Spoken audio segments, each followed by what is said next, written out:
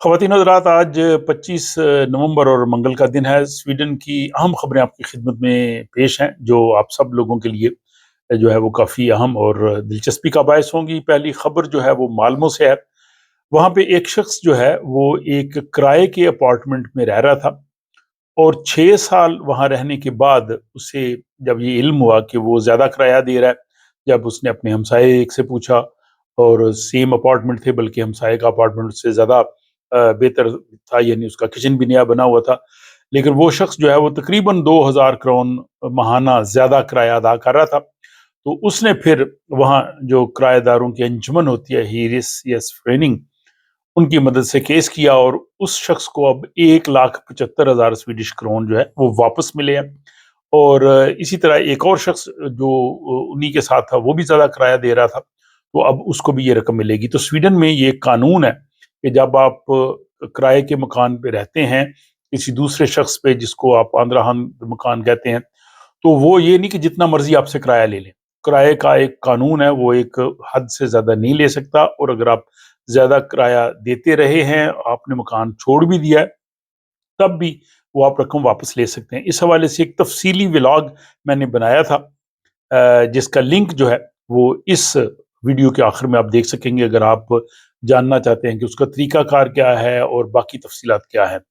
और दूसरी एक चीज़ ये भी है कि बाज़ औक़ात लेने के देने भी पड़ जाते हैं। एक और ख़बर ये है कि माल्मो में ही एक शख्स जो था वो किराए के मकान में रह रहा था, उसके बाद उसने मकान छोड़ दिया और उसके बाद जो है वो कंपनी की तरफ से उसको 1,06,000 स्वीडिश क्राउन का जो है वो बिल थमा दिया गया। क्योंकि जब उसने मकान छोड़ा तो उसकी हालत ठीक नहीं थी। कंपनी ने कहा जी कि इस पे हमने रेनोवेशन की है, हमारे 72 घंटे इसको ठीक करने में लगे हैं, 42,000 स्वीडिश क्राउन का हमने मटीरियल लगाया है। तो उसने कहा जी कि अब 1,06,000 स्वीडिश क्राउन आप वापस करें। तो यहाँ पे ये माहिरीन मशवरा देते हैं कि जब ये आप घर छोड़ें, आप उसकी तस्वीरें ले लें, आप वीडियोज़ ले लें, बल्कि मुतल्लिका अगर कोई प्राइवेट फर्म है या आदमी है या कंपनी है, जो भी है, उनको आप वापस करके उनसे आप ये ले लें रिटर्न के, जी ये मकान बिल्कुल ठीक था, इसमें किसी किस्म का मामला नहीं है।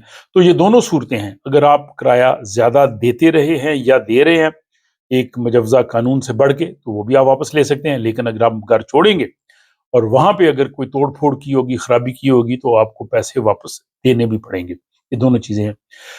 अगली एक अहम खबर ये है कि आपको पता है यहाँ पे स्वीडन में जो वर्क परमिट की जो तनख्वाह है वो बढ़ती जा रही है, बढ़ती जा रही है। अब तो 34,000 क्राउन के करीब पहुँच गई है और बहुत से ऐसे जॉब्स हैं जहाँ पे ये इतनी तनख्वाहें हैं नहीं। और इसी तरह का एक केस जो है वो नी शॉपिंग में आया है। वहाँ पे एक शाम से ताल्लुक़ रखने वाले शख्स हैं, जो बुज़ुर्ग लोग होते हैं, उनकी निगहदाश्त के शोबे में काम कर रहे थे। अब उनकी इतनी तनख्वाह नहीं है और उस वजह से उनका वर्क परमिट रिन्यू होना और यहाँ पे स्वीडन में रहना मसला बन रहा था। तो उसके लिए कुर्बानी दी है उनके बाकी साथियों ने, जो सेम कंपनी में काम कर रहे हैं।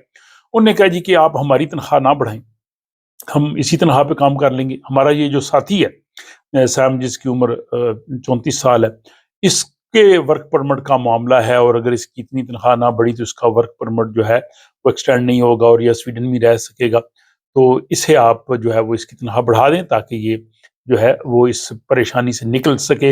इस सारी जो है वो खबर को स्वीडन का एक बड़ा अखबार आफ़तुन बलादत, उसने जनाब उस पे ये बताया है। तो एक तरफ जहाँ पे सख्त कवानीन बन रहे हैं, जहाँ पे मुश्किलात हैं, लेकिन वहाँ पे अच्छे लोग भी हैं जो साथ देते हैं, और यही साथ दिया इस शख्स का कि उन्होंने अपनी कुर्बानी दे दी, लेकिन उन्होंने कहा जी कि इस शख्स को यहाँ पे रहना चाहिए।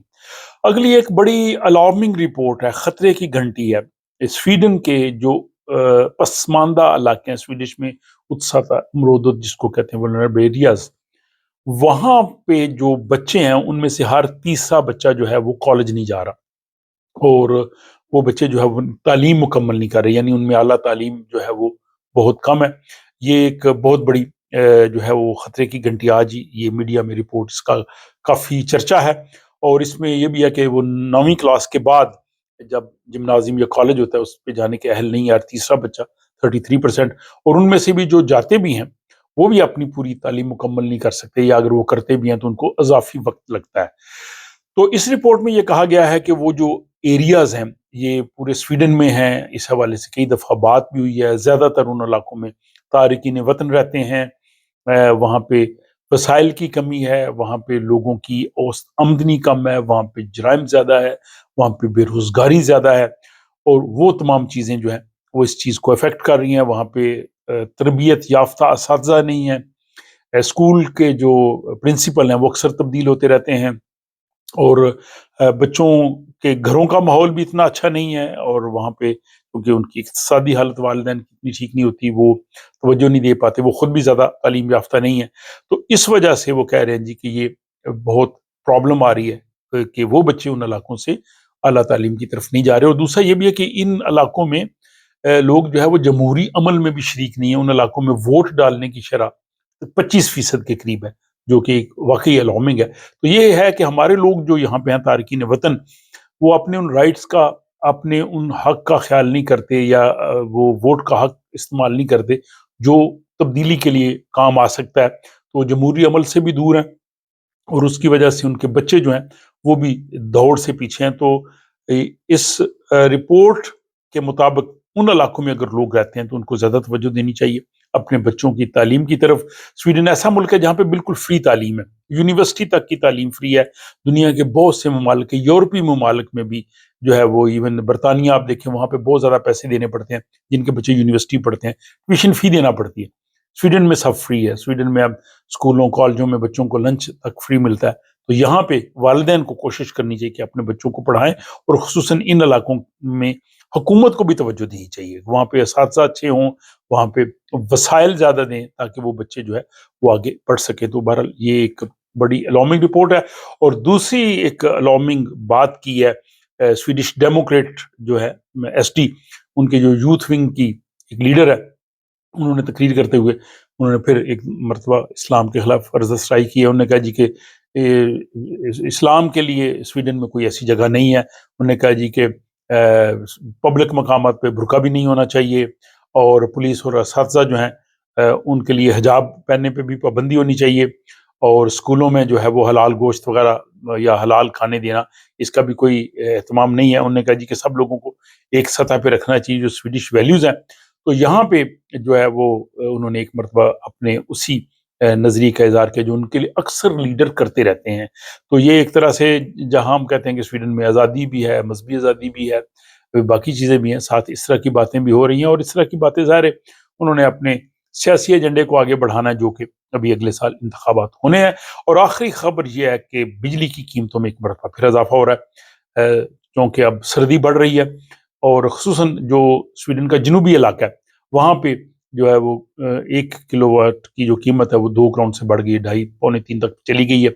لیکن شمال میں جو ہے وہ قیمت کافی کم ہے، وہاں 20 سے 40 اور کے قریب چل رہی ہے۔ تو یہ قیمتیں بڑھنے کی وجہ وہ کہتے ہیں جی ایک تو کھپت بڑی ہے کیونکہ سردی بڑی ہے، دوسرا یہ ہے کہ ہوائیں کم چل رہی ہیں، اور ہوا کم چلنے کی وجہ سے بجلی کم پیدا ہو رہی ہے۔ تو بہرحال جناب، آج 25 نومبر کو یہ آپ کی خدمت میں نے سویڈن کا بلیٹن پیش کیا ہے، اہم خبریں، حالات حاضرہ۔ بتائیے آپ کو کیسا لگتا ہے؟ اپنا خیال رکھیے گا، آپ سے ملاقات ہوتی ہے کسی اگلے بلاگ۔